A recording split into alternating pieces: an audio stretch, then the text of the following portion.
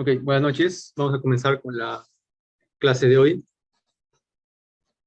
Y como saben, hoy día van a dar su práctica 3 en las 2 últimas horas. Y en estas 2 primeras horas vamos a continuar con este tema de la semana 9. El tema que vamos a ver es modelamiento estático y dinámico de sistemas. Hasta este momento hemos visto aplicaciones de las redes neuronales como reconocimiento de caras, reconocimiento de señales, estimación de funciones. Vamos a ver esta otra aplicación que es modelamiento estático y dinámico. Y vamos a ver también los esquemas de entrenamiento BPTT y DBP.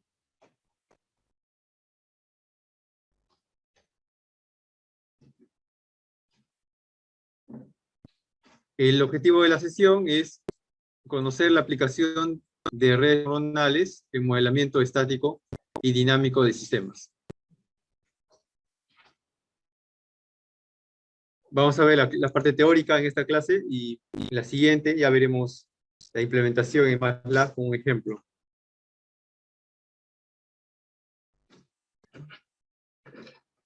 Entonces, comenzamos. Modelamiento de sistemas. Ustedes seguramente han llevado algún curso de control, ¿no? Con donde han visto modelamiento y control de sistemas. Para controlar un sistema se tiene que primero obtener su modelo, generalmente. Los sistemas se pueden clasificar en dos tipos. Sabemos que un sistema es todo aquello que tiene un conjunto de entradas y salidas, y que a partir de ese conjunto de entradas ejecuta unas funciones para entregar unas salidas. Entonces, se puede tener dos tipos. Primero, los sistemas estáticos.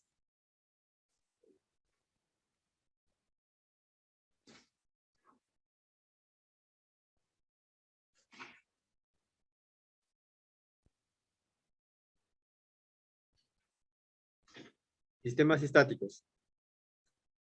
Los vamos a definir de esta forma. Una salida, y sub k, va a ser función.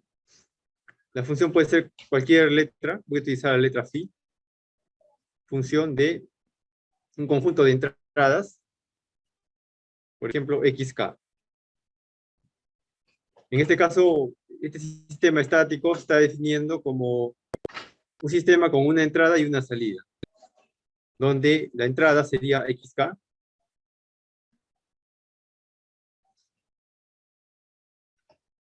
y la salida sería y sub k.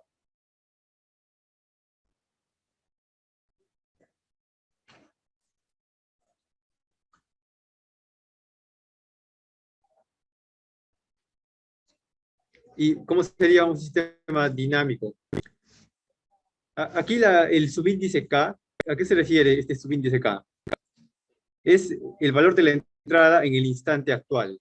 Vamos a ver que se va a tener variables como k-1, k-2 o k+1, que son los valores de la variable x en el instante siguiente, en el instante anterior. En el instante siguiente sería xk+1. En el instante anterior, xk-1. Luego, veamos qué son los sistemas dinámicos.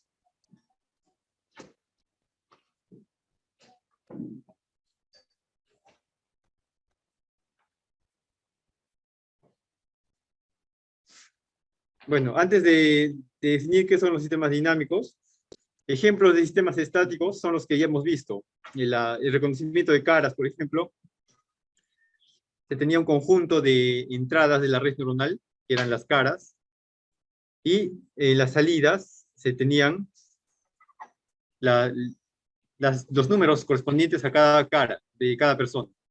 Es un sistema estático. También el reconocimiento de señales, sistema estático. La estimación de funciones que vimos también. Un sistema dinámico, ¿qué sería? Va a ser también una función con un conjunto de entradas y salidas.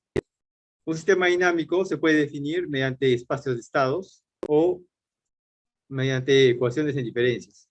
Por ejemplo, en espacio de estados tendría la salida xk más 1 es igual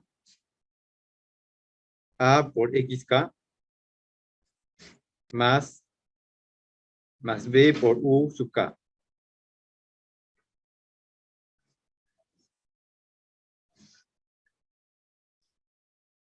En este caso vemos que aparece esta variable con el subíndice k más 1. Eso se refiere, este sería el x en el instante siguiente, este es el x en el instante actual, y esta es otra variable, u sub k, que sería una entrada.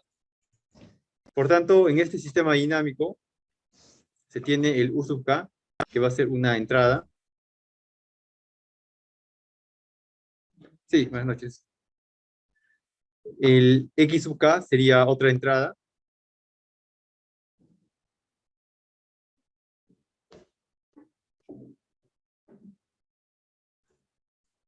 Y el xk más 1 sería la salida.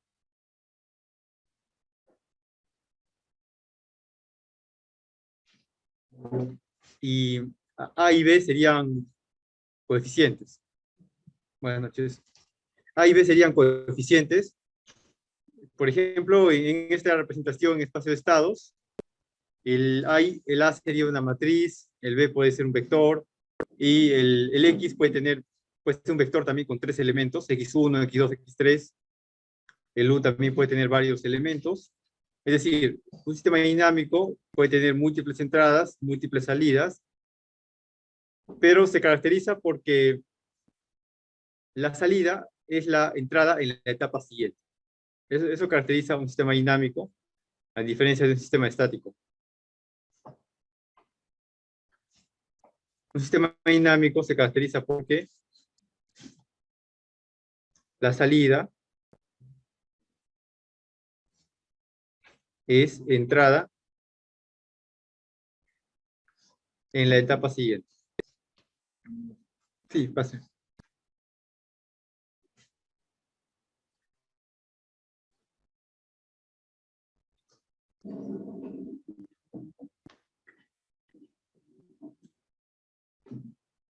Cuando vimos el esquema de una red neuronal estática, dijimos que la propagación es solamente de izquierda a derecha y no hay realimentación. En el caso del sistema dinámico, como aquí nos dice, la salida es entrada en la etapa siguiente, va a haber una especie de realimentación en el sistema para construir el modelo. Por ejemplo, veamos este caso, ¿no? Tenemos la entrada xk. A partir de esa información, calcula la salida siguiente, xk más 1. Y este valor siguiente se va a utilizar en la siguiente iteración como entrada. Es decir, este xk más 1 va a venir aquí, a xk, y con eso va a calcular el valor siguiente, el xk más 2, y así. Va a cumplir esta premisa. Entonces, de un sistema dinámico, ¿cómo sería su arquitectura de red?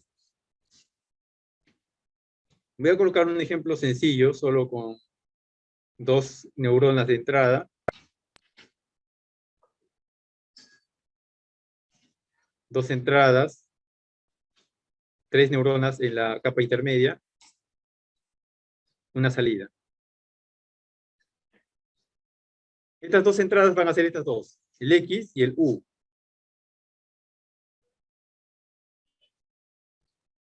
Una entrada va a ser el X y la otra el U.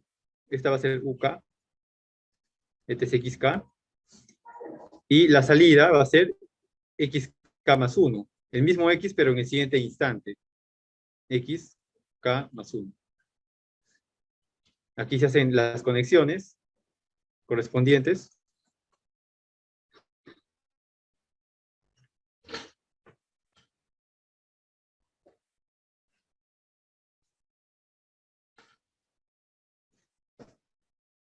Aquí se tienen los pesos V, por ejemplo, V y W.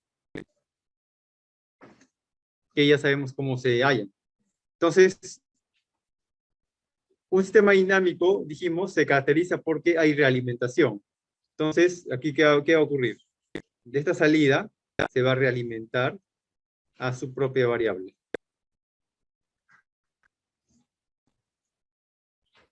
De xk más 1 se realimenta a xk.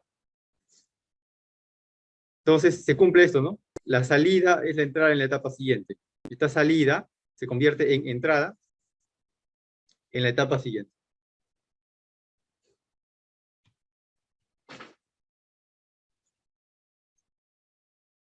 De forma que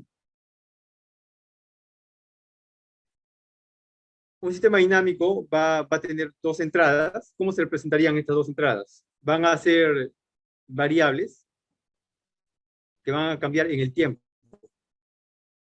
Por ejemplo, el UK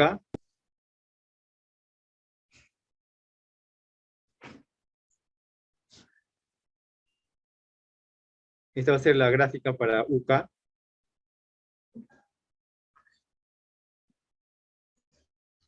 Y aquí la gráfica para YK. Perdón, para XK.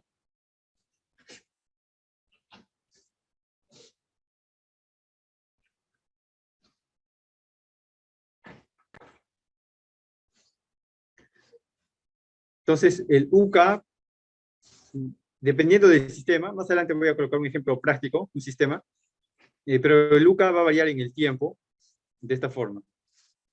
Va a haber diferentes muestras de UK.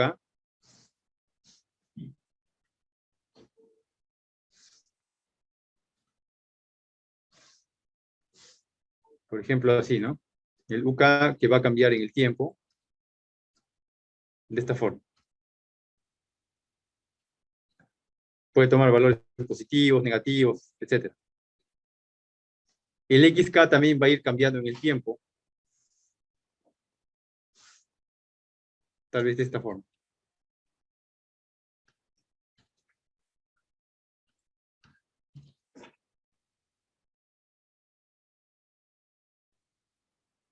Y de esa forma se va a construir el modelo. Es decir, a partir de la entrada UK, a partir de estos datos UK, por ejemplo, este punto va a ser el U0. El U0, X0. El U0, X0 entran aquí. X0, U0.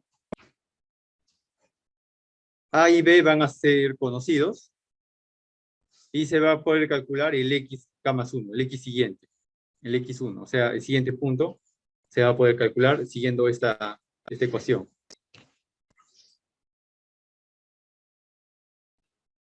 Luego se va a tomar el siguiente U con el siguiente X, que sería el U1 y el X1. Eso ingresan aquí. X1, U1, realiza esta operación, calcula el X2, que sería este punto. Sí, pase, buenas noches. Buenas noches.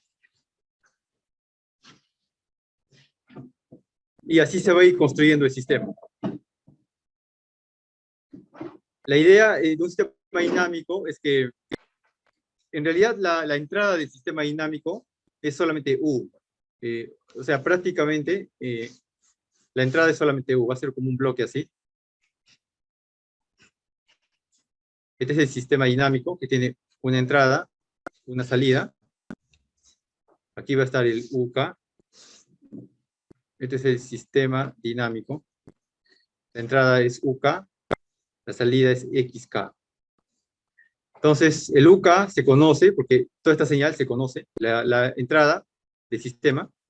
Con esa información se puede reemplazar en estos datos, tomando un X inicial, y construir los siguientes valores de X, reemplazando en esta fórmula de sistema dinámico. Entonces se va a poder construir toda la señal XK, que es esta.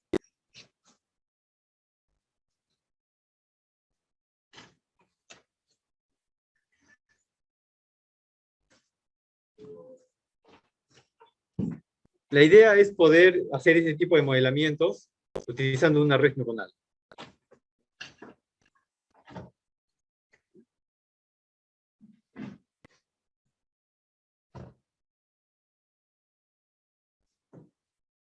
Bien, ahora para que se entienda mejor, voy a colocar un ejemplo práctico de un sistema dinámico.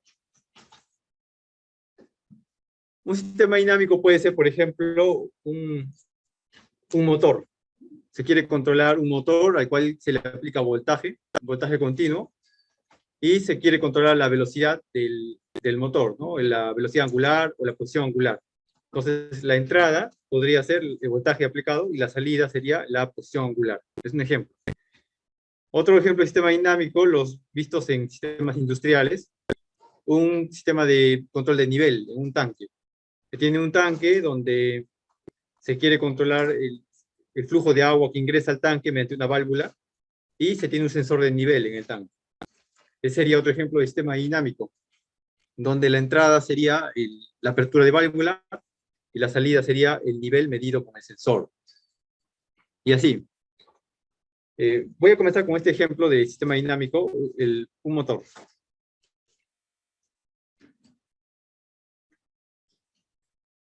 Supongamos que tenemos un motor de corriente continua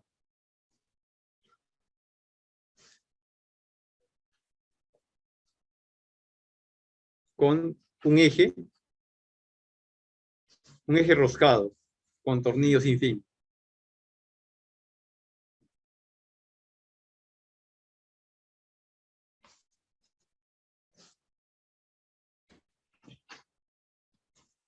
En este motor, que va a ser de corriente continua, se le va a aplicar un voltaje. En su entrada se le va a aplicar un voltaje continuo, que puede ser positivo o negativo. Luego, en este eje conectado al motor va a estar una masa que se desplaza. Por ejemplo, esa va a ser la masa M. Esta es la masa M, que se va a desplazar a lo largo del eje. Este eje le vamos a llamar X.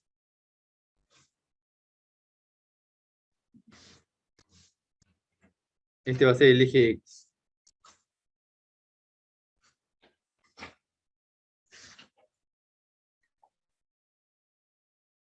De forma que, ¿cómo va a funcionar el sistema? La entrada del sistema va a ser el voltaje, y la salida va a ser la posición de la masa.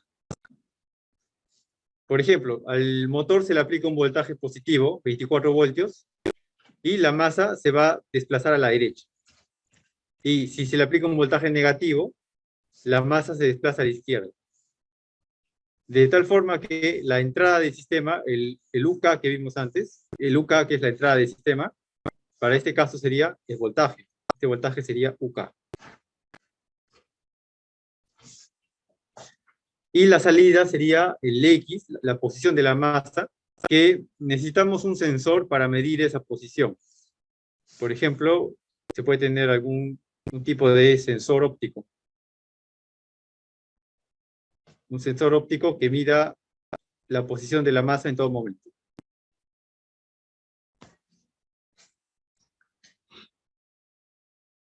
De forma que el X, la posición X sería el XK en realidad, la salida del sistema. Este es un sistema dinámico con una entrada y una salida, pero puede haber sistemas con múltiples entradas y múltiples salidas. Entonces, conociendo el comportamiento del sistema, este es el motor CC, motor de corriente continua. Conociendo el comportamiento del sistema, cuál es su entrada, cuál es su salida, se puede construir la ecuación que describe el comportamiento dinámico de este sistema. Como mencioné antes, un sistema dinámico se define mediante espacio de estados o también mediante ecuaciones de diferencias. Por ejemplo, en ecuaciones de diferencia sería, quiero saber cómo evoluciona la salida en función de la entrada. Entonces sería el X, K más 1. El X en el instante siguiente va a ser igual a algún coeficiente, A sub 1, por ejemplo, por XK, más otro coeficiente, A sub 2, por xk menos 1, por un x en un instante anterior, más un a sub 3 por xk menos 2, más, faltaría la entrada U, que es el voltaje. Por ejemplo, más un coeficiente B, B sub 1 por UK. Este es un ejemplo de sistema dinámico que depende del valor actual de X, la posición X, el valor anterior al anterior, y el valor actual de la entrada, U. Con esa información y con estos coeficientes, que van a ser constantes, se puede calcular el valor siguiente de X.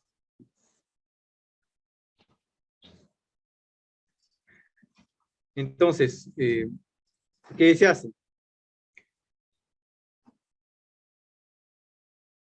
En un sistema dinámico, generalmente, para hallar su modelo, ustedes habrán visto en otro curso, que para hallar un modelo se le aplica una entrada al sistema y se ve cómo evoluciona la salida.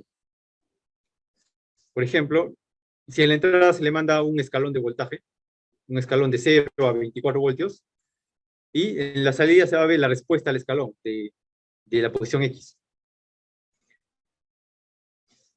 Sería algo así, ¿no? Por ejemplo, vamos a ver. La entrada va a ser una señal conocida.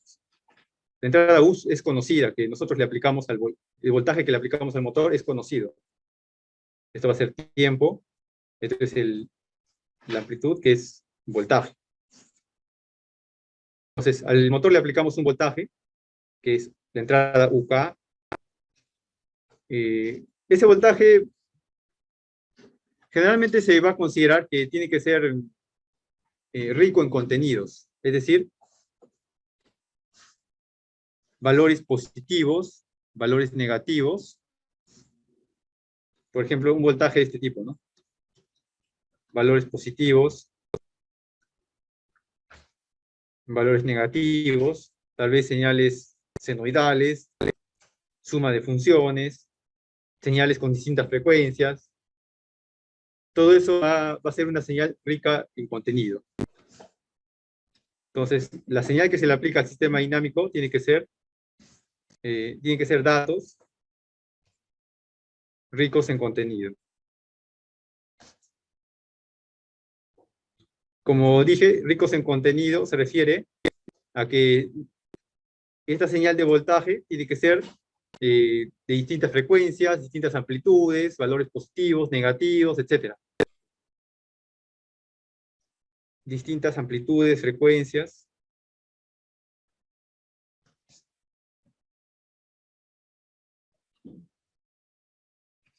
Amplitudes, frecuencias.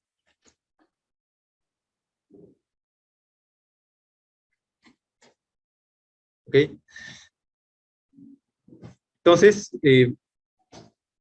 esta señal se le aplica al motor, se conoce, y la idea es poder calcular la salida, cómo evoluciona en el tiempo la salida a partir de la entrada aplicada.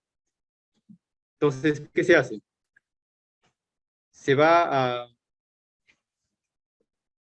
graficar en el tiempo cómo cambia la salida. Va a ser otra señal que varía en el tiempo. Esta es la salida X, la posición X.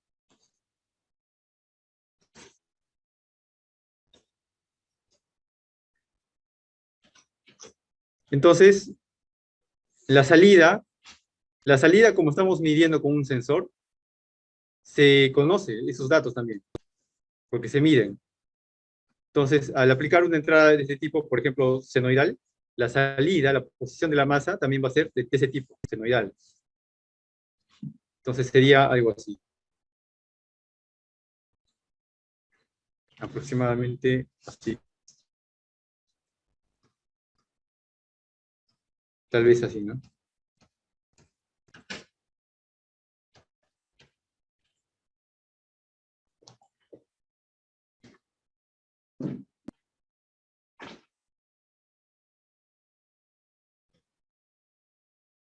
Entonces, como se conoce la señal de entrada, la señal de salida, se puede realizar un tipo de entrenamiento de red para hallar estos coeficientes, A1, A2, A3, B1, que describan cómo se comporta el sistema dinámico. Es el objetivo, hallar todos los coeficientes. De forma que, una vez que se hallen estos coeficientes adecuados, si se manda la misma señal al motor en la entrada, pero esta señal se le manda ya no a la planta física, o sea, al motor físico, sino al modelo hallado, que es este es el modelo. Si esa señal U se le manda ahí, como los coeficientes son los correctos, la salida XK o XK más 1 va a tener la misma forma. Va a responder igual el modelo como la planta real, la planta física. Y eso lo vamos a hacer mediante una red neuronal. Esto típicamente se hacía, por ejemplo, de este sistema dinámico, en la entrada no se le mandaba una señal rica en contenidos, sino un escalón. Como dije antes, aquí se puede mandar un escalón de voltaje de 0 a 24 voltios, por ejemplo.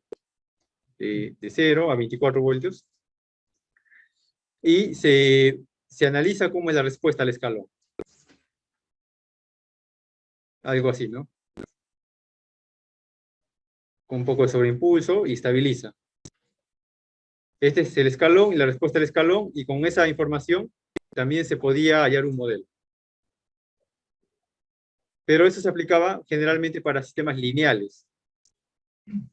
El problema que el sistema dinámico que les mencioné, del control de nivel, por ejemplo, es un sistema no lineal. Entonces, para un sistema no lineal, ya no se hace este experimento de mandar un escalón y analizar la respuesta del escalón, sino se hace con esta señal rica en contenidos para hallar el modelo no lineal en todo el rango de operación. Y eso se puede hacer con una red neuronal que ya sabemos que su característica es que es no lineal. Entonces, ya entendiendo qué cosa es un sistema dinámico y cómo se comporta, vamos a ver que hay dos formas de entrenar un sistema dinámico. El entrenamiento de un sistema dinámico va a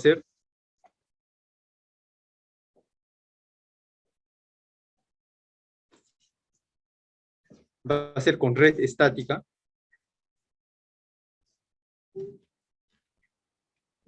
o con red dinámica. Son dos esquemas que se han planteado para obtener el modelo de un sistema dinámico. Red estática vimos que se caracteriza porque no hay realimentación. Eso ya lo vimos. Y red dinámica es este esquema donde sí hay una realimentación. Entonces, vamos a ver las dos formas. Entrenamiento del sistema dinámico con red estática y con red dinámica.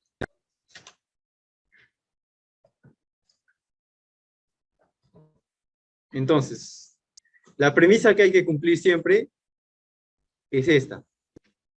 La salida es la entrada de la etapa siguiente. Tanto para el planteamiento con red estática o con red dinámica.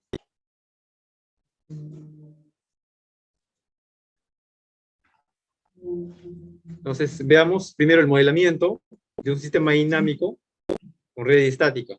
¿Cómo sería? Vamos a partir de una base de datos.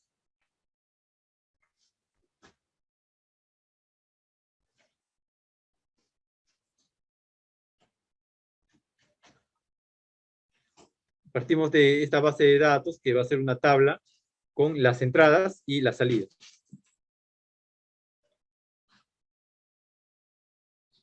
Se tiene, por ejemplo, las entradas U sub K y X sub K.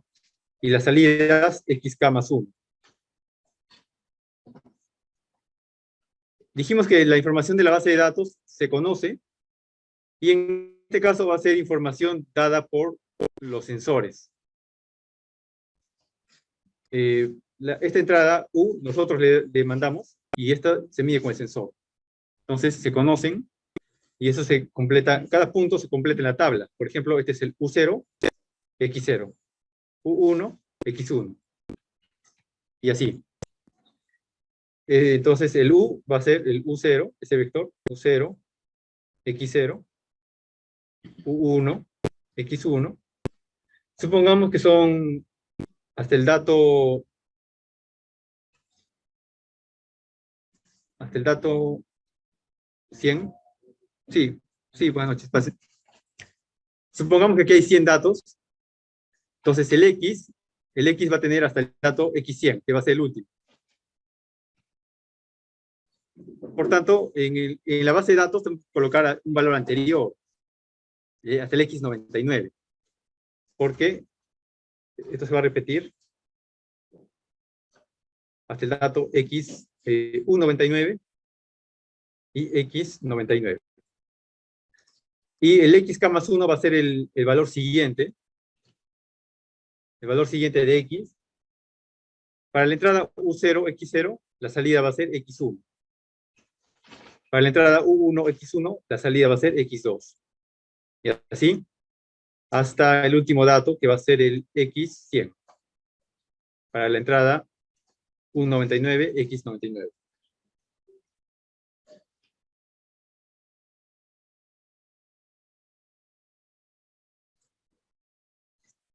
Esa es la base de datos que se construye nada más, ¿no? Se construye a partir de estas señales que se conocen, la verde y la roja. Y el XK más 1 sigue este esquema. XK más 1 es función de U y de XK. Pero como vemos en esta ecuación, para este ejemplo del motor, no solamente depende de U y de XK, sino del X anterior, XK menos 1, y el XK menos 2. En este caso hay que hacer un arreglo de la base de datos y también del esquema de la red neuronal para entrenar un sistema dinámico con una red estática. Entonces, ¿cómo sería? En el caso de, si seguimos este esquema, vemos que ya no serían 2 entradas, sino serían 4 entradas. Sería el XK, XK menos 1, XK menos 2, UK. Y sería una salida que es XK más 1. Por tanto, la red neuronal sería de esta forma. 4 entradas.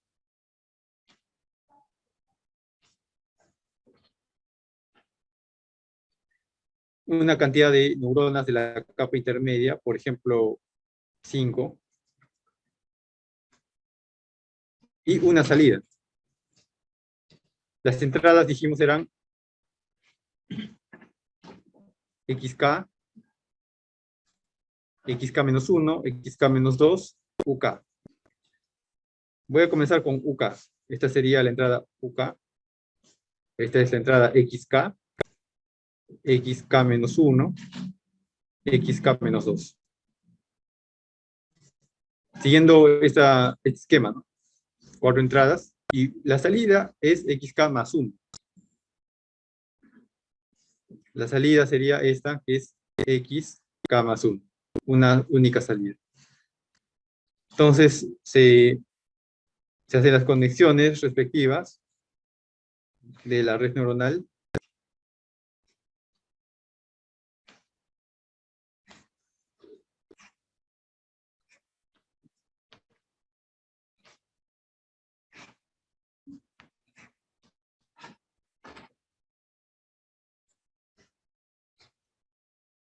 De la capa intermedia a la capa de salidas sería así. Entonces, si trabajamos con esta nueva arquitectura, la base de datos se va a modificar también. Ya no va a ser esta, sino que hay que incluir las 4 entradas. Sería algo como esto.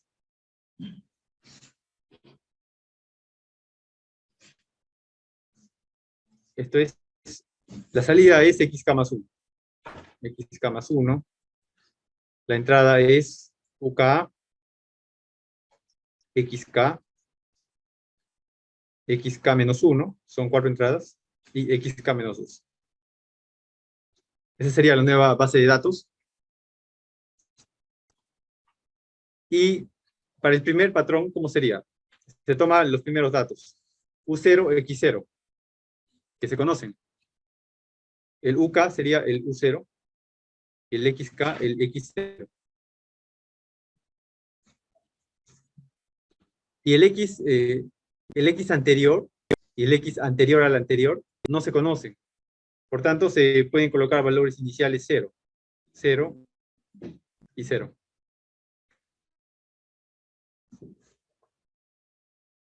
Luego, se puede calcular el XK más 1, que sería X1. En este caso, el X1.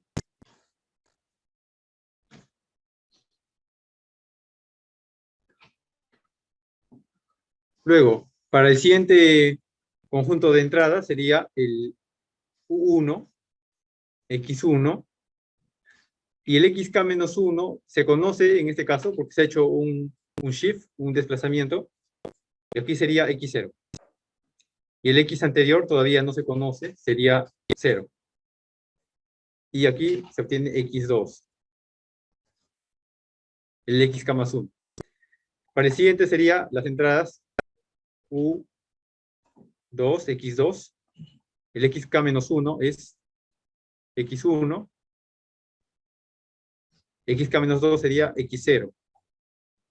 Y aquí se obtiene X3. Y así se va construyendo esta ecuación, ¿no?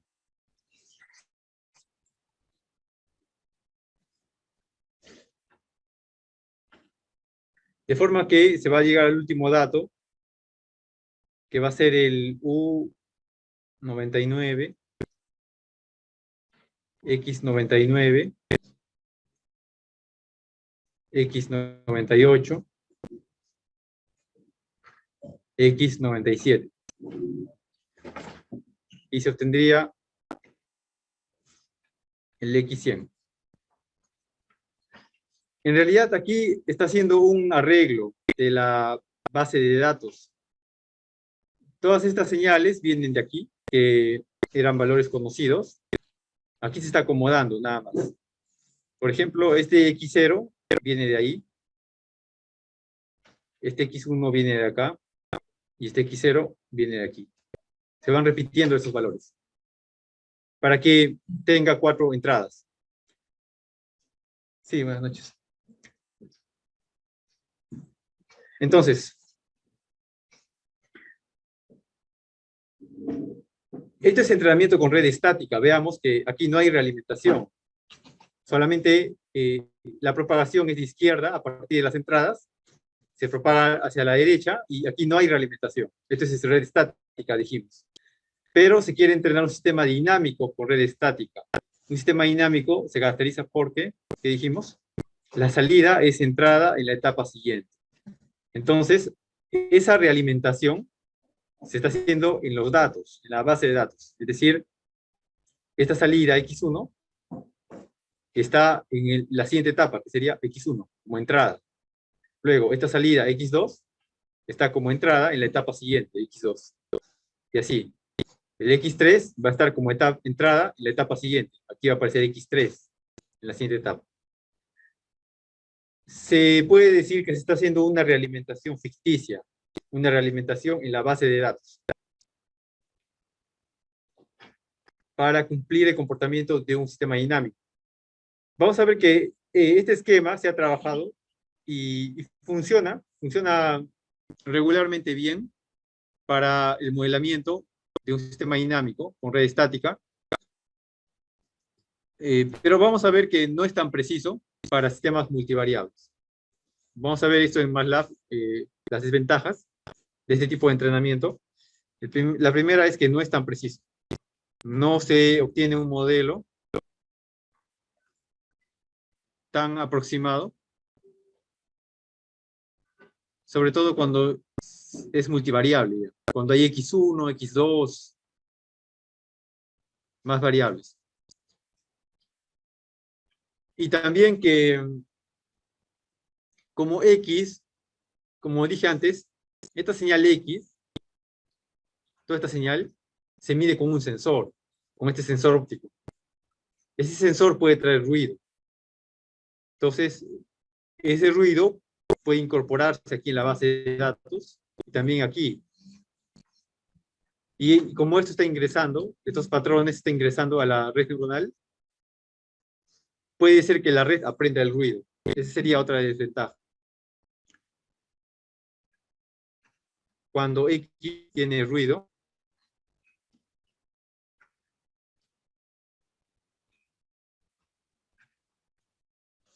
la red neuronal aprende el ruido.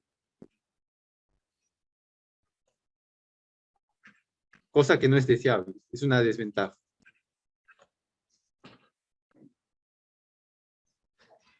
Porque lo que se espera es que en la salida se obtenga una señal limpia, sin ruido.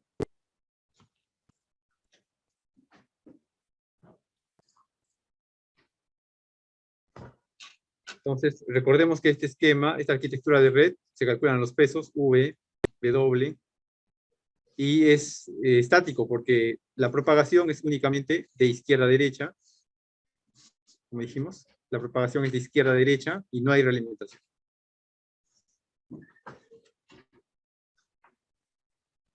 ¿Consultas?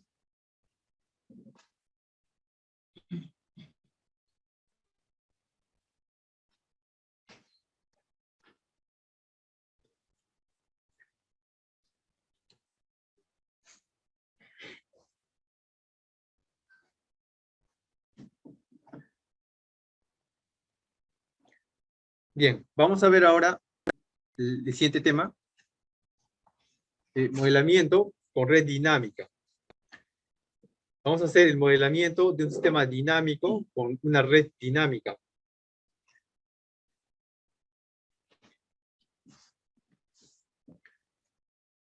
Una red dinámica, ¿cómo se define? Ya mencioné antes. Por ejemplo, dos entradas, una capa intermedia. Aquí por simplicidad estoy colocando solo una capa intermedia con 3 neuronas, pero pueden ser más. Pueden ser más neuronas y pueden ser más capas. Entonces, la red dinámica, ¿cómo era? Era como la red estática. Las entradas van a ser las mismas y la salida la misma. Las entradas eran UK y XK. La salida es el valor siguiente, que es XK más 1. Los pesos a hallar eran V y W. Y la red dinámica era porque había realimentación aquí, ¿no? Aquí se realimenta la salida y se realimenta su correspondiente variable.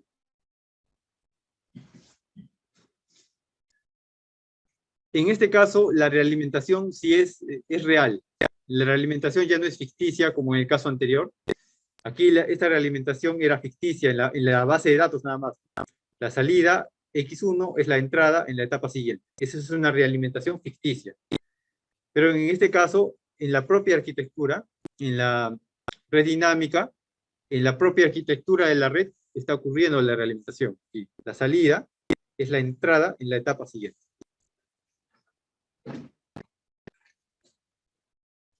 De forma que los valores de la misma base de datos se va a tener. Esta base de datos que mencioné antes.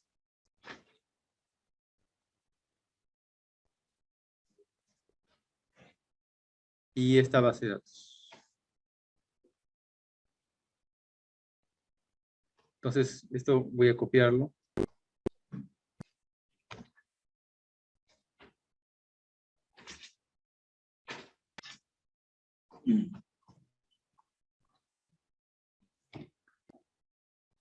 Trabajamos con las mismas señales.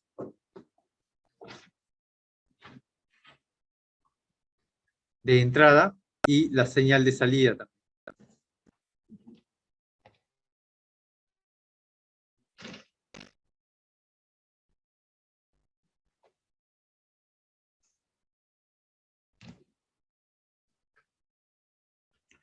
Listo, ahí tenemos la entrada y salida.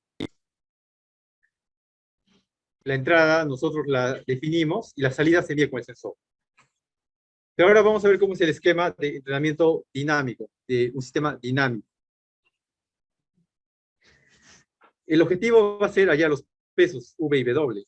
El objetivo del entrenamiento es hallar estos pesos V y W. Y esos pesos se van a hallar siguiendo el método del descenso rápido que ya vimos. Era el V siguiente, es igual a V anterior menos factor de aprendizaje por derivada de J respecto de V. El W siguiente es igual a W anterior menos factor de aprendizaje por derivada de J respecto de W.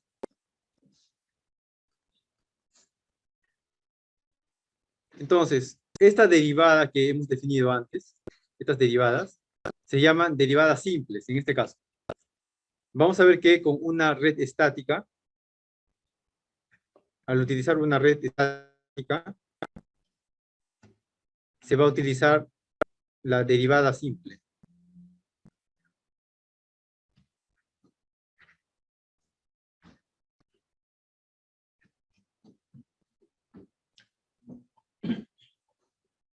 Pero vamos a definir también la derivada total. La derivada total se va a definir como estas derivadas, pero con una línea encima. Derivada de J. Esa línea encima significa derivada total. Derivada de J total respecto de V. Derivada de J total respecto de W. Esa sería la derivada total.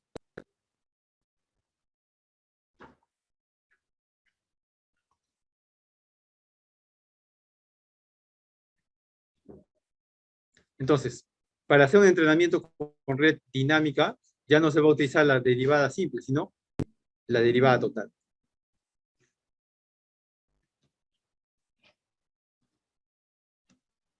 Que más adelante voy a explicar en qué consiste esta derivada total.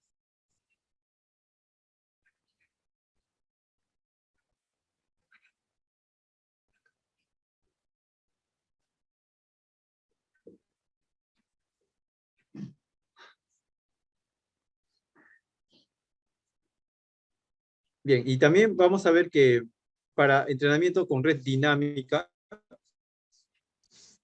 que es el caso que estamos viendo, hay dos formas. Se puede entrenar con el esquema BPTT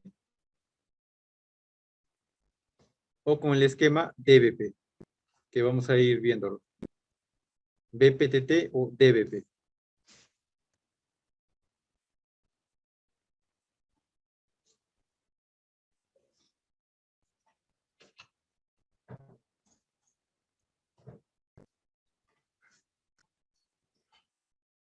Y vamos a ver que este concepto de derivada total se define distinto para el caso BPTT y DBP. Bien. Entonces, sigamos. Veamos el primer caso, BPTT, que significa Backpropagation Through Time. En la clase pasada ya vimos el concepto de backpropagation. Hemos hecho la demostración de cómo se retropropagan los errores y cómo se calculan esos errores retropropagados para poder aplicar el método de la regla delta, ¿no? Para calcular rápidamente las derivadas. Esa era una ventaja. Que las derivadas son fáciles de calcular y por tanto el costo computacional es menor. Entonces, veamos este ejemplo de backpropagation through time para sistema dinámico. Voy a colocar el mismo ejemplo de red simple. Esta red con dos entradas, una salida, una capa intermedia con 3 neuronas. Sí, pase buenas noches. Sería algo así. Dos entradas.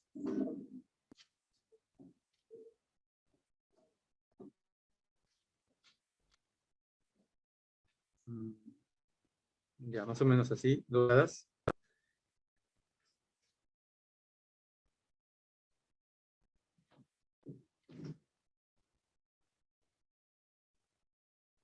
una intermedia con 3 neuronas, una salida. Repito, aquí estoy colocando el caso simple de red neuronal, pero podrían tener más entradas y más salidas, y más capas intermedias, y más neuronas en cada capa intermedia. Eso ya depende de las pruebas de entrenamiento.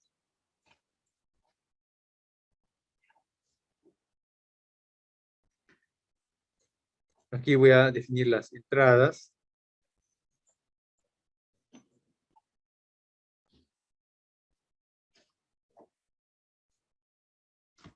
Y la salida.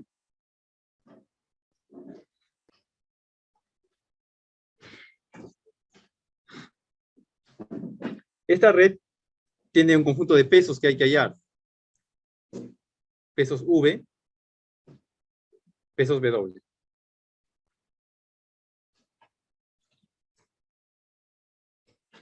Entonces, lo que se hace con este método es replicar esta red varias veces. Esta red la voy a copiar, tal como está, con la misma estructura, y la voy a colocar a continuación de la salida de la anterior. Va a ser la entrada de la siguiente. Y la voy a volver a copiar, y la salida va a ser la entrada de la salida de la anterior es la entrada de la siguiente. O sea, aquí estamos cumpliendo el comportamiento dinámico, ¿no? Y así esto se va a repetir hasta el último, hasta la última etapa.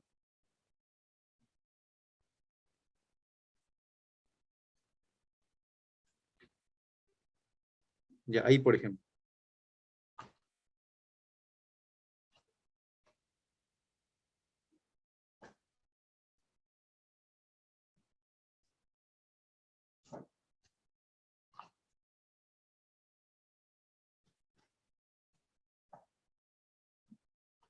Listo. Entonces, ¿qué se hace? Se toma información de la base de datos. Dijimos que para esta primera etapa va a ingresar el U0 con el X0. Esas serán las dos entradas. Aquí ingresa el U0 y el X0, que se conocen. Se hace la propagación de la red y aquí se va a obtener el X1. El valor siguiente, ¿no? Se obtiene el X1.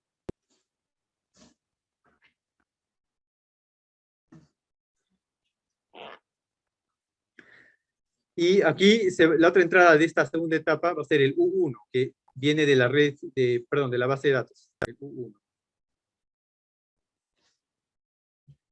Luego, con estas entradas se hace la propagación en la segunda etapa y aquí se obtiene el X2.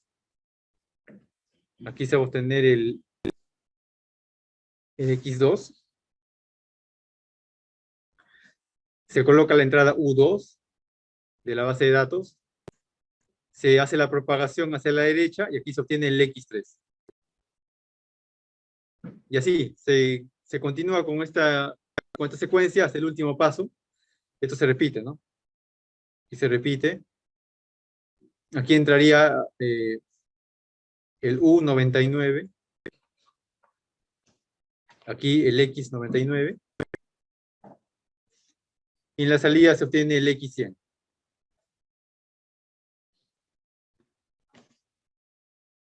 El X100. De forma que, ¿en qué va a consistir esto?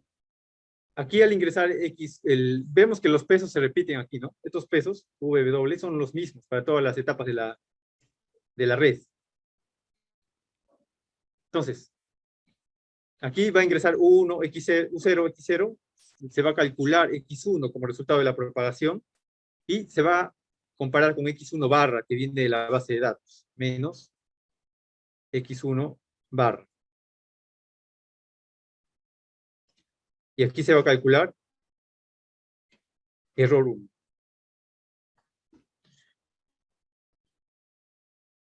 Este X1 barra en realidad viene de aquí. Estos datos, en realidad esto sería barra. X1 barra, X2 barra. son de la base de datos.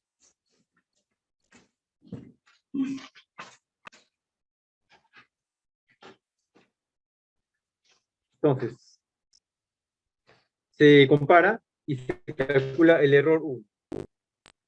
Luego, este error que está en este punto, ¿no? Este error se retropropaga, como dijimos, se retropropaga para aquí, viene para aquí, viene para aquí y para aquí. Con esos errores retropropagados se podía calcular las derivadas. Derivada de J respecto de V, derivada de J respecto de W. Entonces, para esta primera etapa se calcula eso. Derivada de J respecto de V, derivada de J respecto de W. Eso ya se puede calcular. Luego, ¿qué se hace?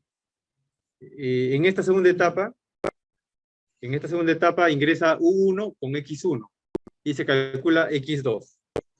Y en este caso se compara el X2 con el X2 barra, que viene de la base de datos. Y se calcula el error 2. E sub 2. Entonces, este error 2 está en este punto, error 2, y se retropropaga. Se retropropaga aquí, aquí, aquí, aquí, y se sigue retropropagando la primera etapa. Se retropropaga para aquí, viene por aquí, por aquí, por aquí, por aquí. Entonces, cada error que se calcula se tiene que retropropagar hasta la primera etapa. Y así es como funciona este backpropagation through time. Entonces, como estoy en la segunda etapa, aquí voy a calcular derivadas. Para este V y para este W sería derivada de J respecto de V, derivada de J respecto de W. Pero como he retropropagado hasta la primera etapa, aquí debo volver a calcular derivadas, pero respecto a este V y a este W. Sería derivada de J respecto de V, derivada de J respecto de W. Y estas derivadas se van almacenando en memoria.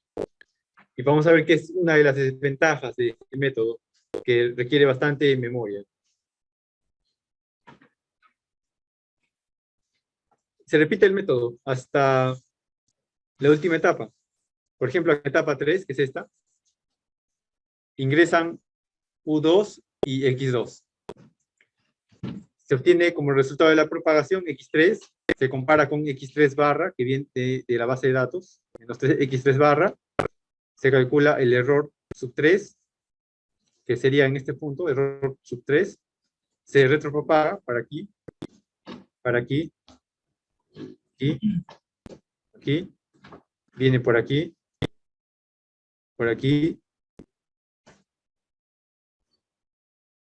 se retropropaga, viene por acá, viene por aquí, por aquí, por aquí y por aquí. Entonces, ese error 3 se ha retropropagado hasta la primera etapa. De forma que necesito también calcular derivadas para esta etapa.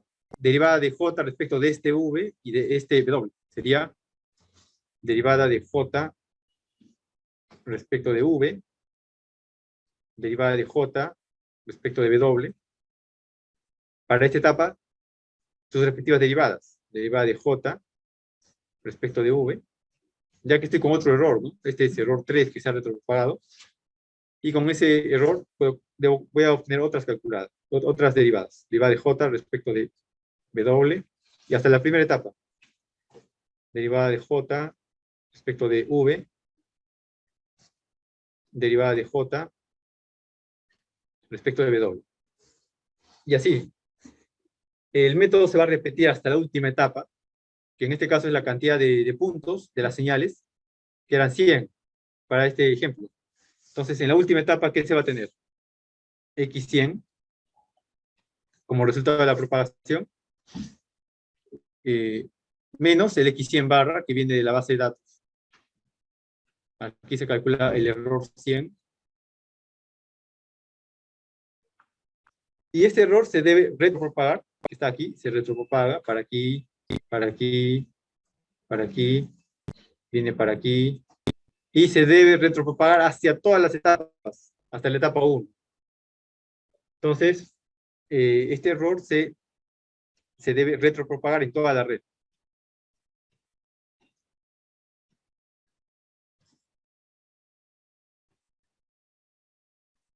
En toda la red.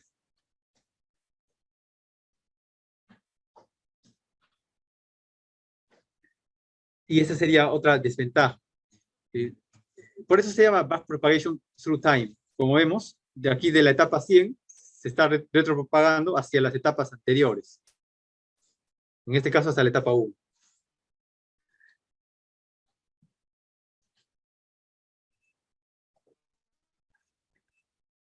Entonces,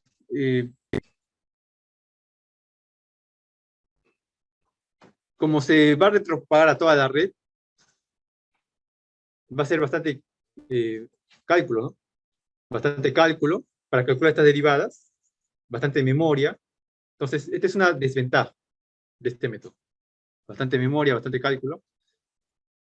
Pero yo he mencionado que se utiliza el concepto de derivada total para este tipo de entrenamientos. Y vamos a ver en qué consiste. Aquí, lógicamente, se calcula derivada de J respecto de V, derivada de J respecto de W, y así hasta la primera etapa.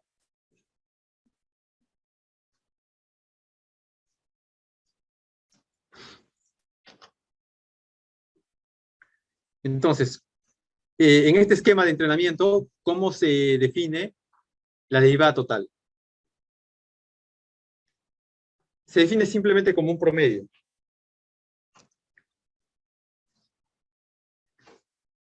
La derivada total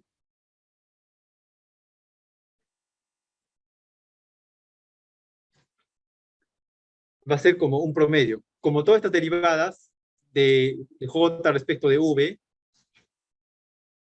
hemos guardado en memoria, se puede calcular un promedio de todas esas derivadas.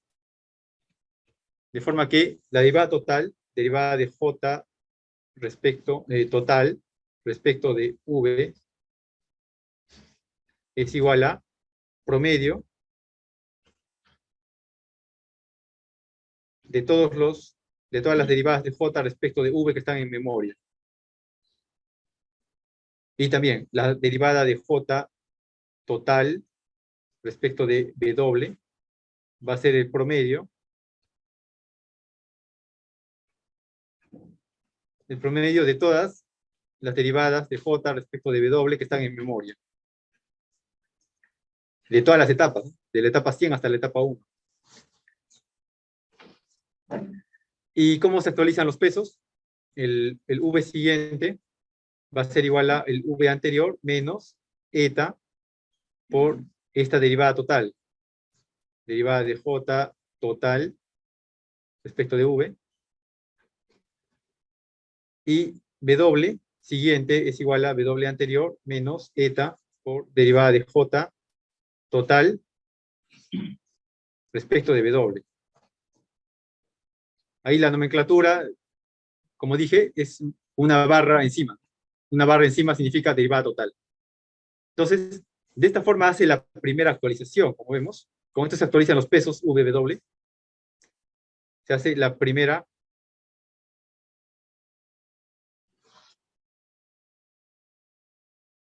actualización.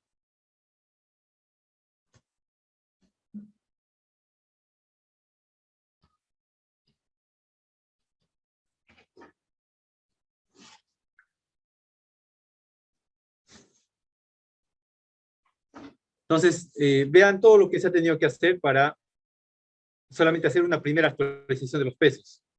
Se ha tenido que calcular todos los errores, se ha tenido que calcular todas las derivadas, guardar en memoria las derivadas, retropropagar el error 100 hacia toda la red, hacia atrás, calcular los promedios y recién hacer la primera actualización. Entonces, eso se debe repetir. Todo este proceso se debe repetir una cantidad de etapas, una cantidad de iteraciones. Entonces, veamos las desventajas. Mucho recurso de memoria para las derivadas y mucho costo computacional para calcular todos los errores retropropagados hacia toda la red.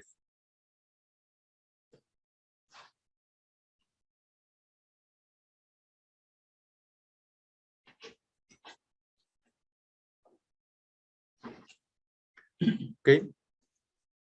Entonces, este es un esquema que se utilizó primero, pero más adelante se optimizó el algoritmo para disminuir la cantidad de memoria y el costo computacional. ¿Sí? La fórmula de la primera actualización, así como en errores, el de ¿tiene algún valor? ¿El ETA? Sí, se elige por el usuario.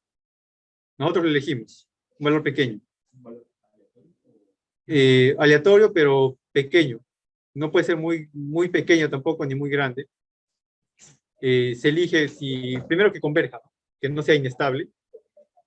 Y si se quiere que converja más rápido, ese valor va a ser un poco más grande.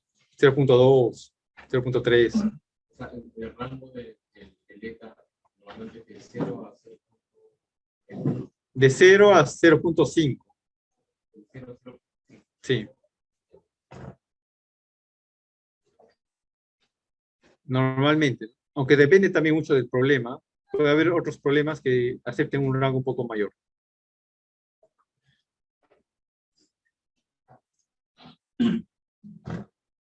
Y con el ETA que buscamos que el valor de el valor que sea, que no sobrepase la muestra. Con el ETA buscamos que cambien los parámetros. O sea, el ETA va a ser la velocidad porque cambian V y W. Eso. Si queremos que no cambien tan rápido, se elige un ETA más pequeño.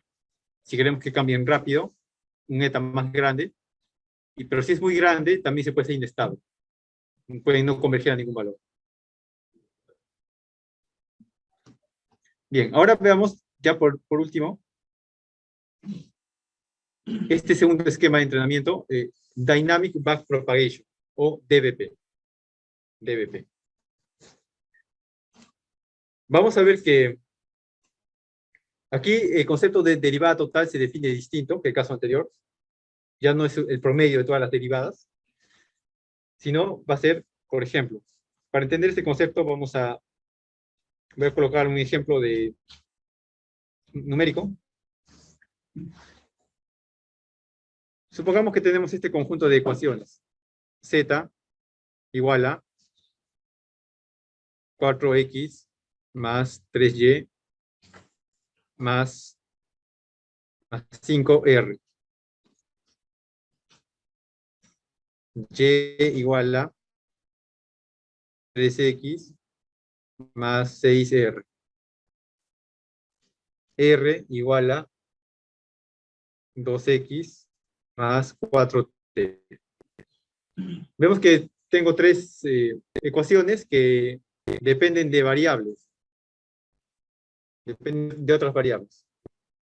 Entonces, si yo quiero calcular la derivada de z respecto de x, ¿cuánto es?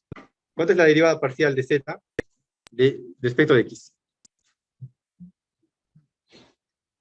Respecto de x.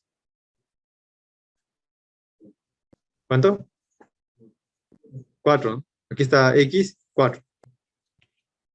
Igual a 4. Pero veamos que z depende de y y depende de x. Entonces, faltarían más elementos, ¿no? Más. Aquí se aplicaría la regla de la cadena, porque Z, por ejemplo, Z depende de y Y depende de X. Se podría aplicar esa regla, derivada de Z respecto de Y por derivada de Y respecto de X.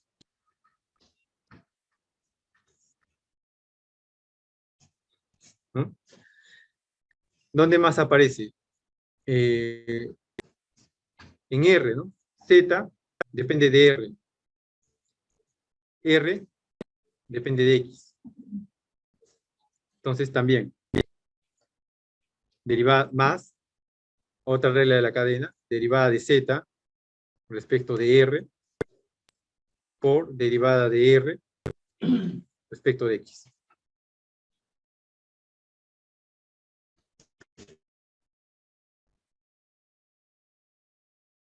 Pero aquí faltaría un término más. Veamos que Z depende de Y. Y depende de R. R depende de X. Entonces sería una triple cadena, ¿no? Triple cadena. Entonces sería más derivada de Z respecto de Y por derivada de Y respecto de R por derivada de R respecto de X.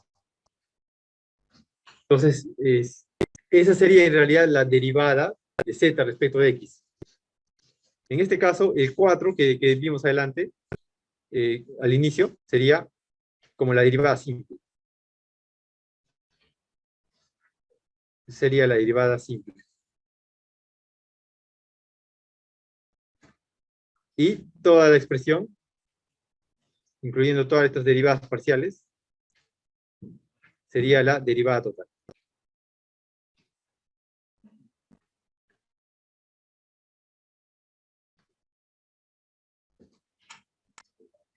Entonces, esa misma idea vamos a utilizar para este método DBP.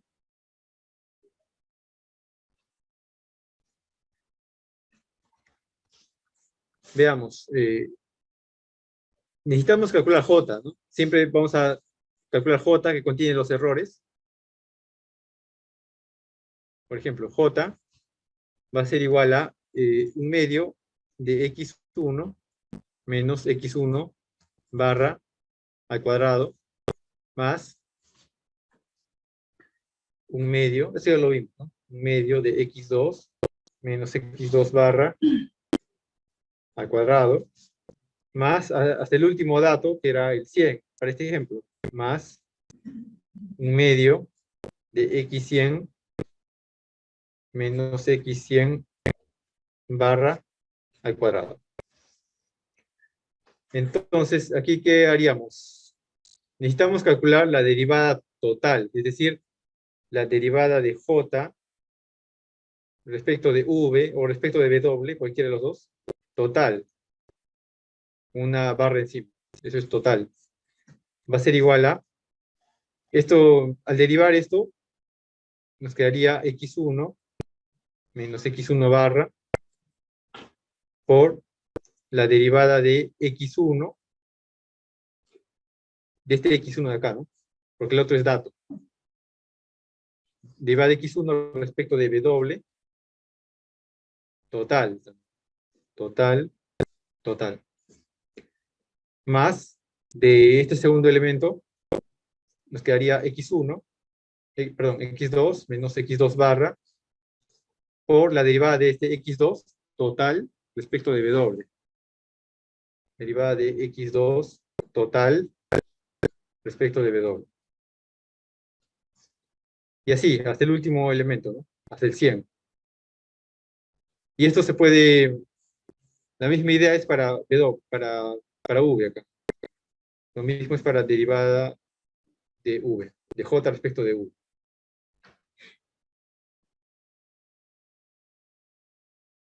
Entonces, estas son las derivadas totales que hay que calcular. Vemos que para calcular, eso es lo que nos interesa, esta derivada total, depende de otras derivadas totales, que son estas.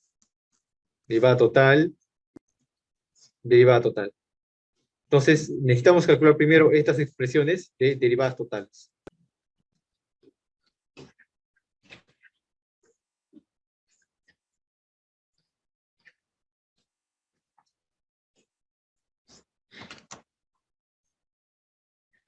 Recordemos que con esta expresión de derivada de j respecto de w total, se puede actualizar los parámetros.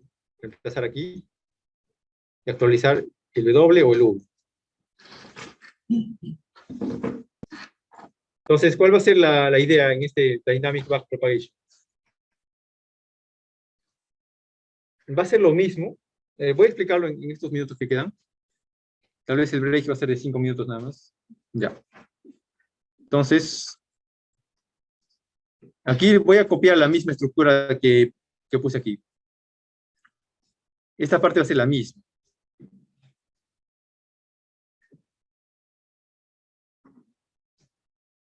Ya, esto lo voy a copiar.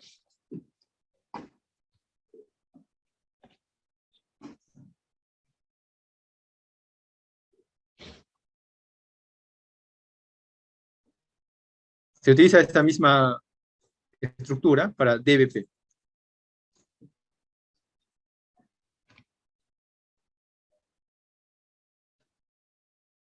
Pero ¿cuál va a ser la diferencia?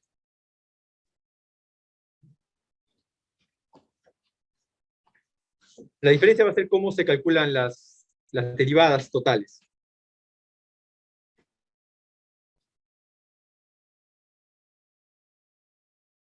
En este caso, por ejemplo, para la primera etapa, para esta primera etapa, lo que me interesa es calcular la derivada total de x1 respecto de w, porque necesito calcular eso, de x1 respecto de w. Entonces, ¿qué hago? Estoy en la primera etapa,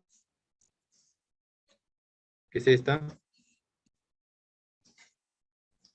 Necesito calcular la derivada de x1 total respecto de w, por ejemplo de w, puede ser de v también. Y en este caso, como es la primera etapa, esta derivada total va a ser igual a la derivada simple. Va a ser derivada de x1 respecto de w. Es la simple. Luego me paso a la segunda etapa, que va a ser esta. ¿Y qué va a ocurrir? Necesito calcular la derivada de x2 total respecto de w. Para reemplazar en la expresión anterior, ¿no? Para reemplazar aquí. ¿Qué hago? Va a ser la derivada simple primero, derivada de x2 respecto de w, esta es la simple, más la parte, la regla de la cadena, más la parte que era la regla de la cadena. Entonces sería, veamos aquí, como x2 depende de x1, x1 depende de x0, entonces se puede aplicar ahí regla de la cadena. Sería derivada de x2 respecto de x1 por derivada de x1 respecto de x0.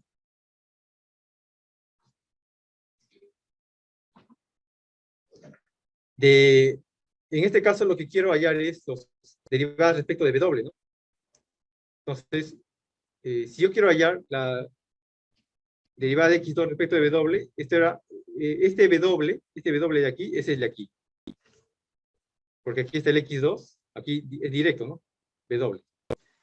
Pero si quiero llegar de x2 hasta este w, como hay dependencia, x2 depende de x1 y x1 depende de w. Entonces sería derivada de x2 respecto de x1 por derivada de x1 respecto de w. Así. Entonces aquí estoy aplicando esta regla de la cadena y en este caso sería esto total. Esta sería la derivada total.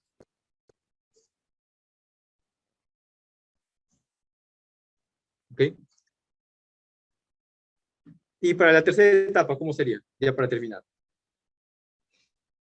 Quiero calcular la derivada de x3 total respecto de w total. Veamos aquí. Aquí está x3. Necesito calcular esta derivada respecto de w, que es la simple. Luego tengo que llegar a este w y a este w. Pero hay dependencia. x3 depende de x2, x2 depende de x1, x1 depende de w. Entonces aplico la regla de la cadena. Esto va a ser igual a, primero la simple, derivada de x3 respecto de w, donde este w es el de aquí. Luego, para llegar a este w, ¿qué debo hacer? Derivada de x3 respecto de x2 por derivada de x2 respecto de w, ¿no? Entonces, más derivada de x3 respecto de x2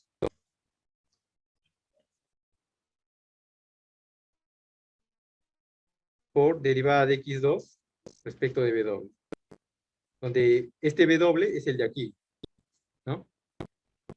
Y si quiero llegar a este w, regla de la cadena, pero un elemento más, ¿no? Sería más derivada de x3 respecto de x2 por derivada de x2 respecto de x1, ¿no? Respecto de x1 por derivada de x1 respecto de w. Ahora sí.